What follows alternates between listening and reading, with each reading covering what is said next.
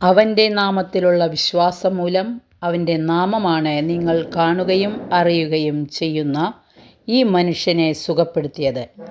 അവനിലുള്ള വിശ്വാസമാണ് നിങ്ങളുടെ മുൻപിൽ വെച്ച് ഈ മനുഷ്യന് പൂർണ്ണ ആരോഗ്യം പ്രദാനം ചെയ്തത്. അപ്പോസ്തല പ്രവർത്തനങ്ങൾ 3-ാം അധ്യായം 16-ാം തിരുവചനമാണ്.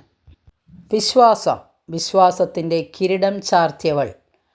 അവളുടെ ശിരസിലെ കിരീടം കുഞ്ഞുനാൾ മുതലേ എൻ്റെ കൗതുകമായിരുന്നു. എങ്ങനെയാണ് അവൾക്ക് ഈ കിരീടം കിട്ടിയത്? ആരാണ് അവളുടെ ശിരസിൽ കിരീടം ധരിപ്പിച്ചത്? തുടങ്ങിയ ചോദ്യങ്ങൾ കുഞ്ഞുനാളിലെ ഉത്തരം കിട്ടാ ചോദ്യങ്ങളായിരുന്നു. ഇപ്പോൾ എനിക്കറിയാം അവൾക്ക് എങ്ങനെ ആ കിരീടം കിട്ടിയെന്ന്. വിശ്വാസത്തോടെ ജീവിതം നയിക്കുന്നവർക്ക് സ്വർഗം സമ്മാനിക്കുന്നതാണ് ഈ കിരീടം. വെളിപാട് ഗ്രന്ഥത്തിൽ യോഹന്നാൻ അത് വ്യക്തമാക്കി തരുന്നുണ്ട്. മരണം വരെ വിശ്വസ്തനായിരിക്കുക, ജീവൻ്റെ കിരീടം ഞാൻ നിനക്ക് നൽകും. വിശ്വാസം ശ്വാസത്തിൻ്റെ ഭാഗമാക്കിയ മറിയമേ, എൻ്റെ അവിശ്വാസത്തിൻ്റെ മേൽ കുപ്പായങ്ങൾ നീ അഴിച്ചു മാറ്റുക. വിശ്വാസത്തിൻ്റെ ശുഭവസ്ത്രങ്ങൾ എന്നെ ധരിപ്പിക്കുക.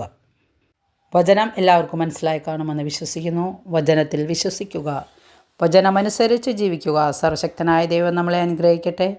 വചനം ഇഷ്ടപ്പെട്ടെങ്കിൽ ലൈക്ക് ചെയ്യണേ. Okay, thank you, by.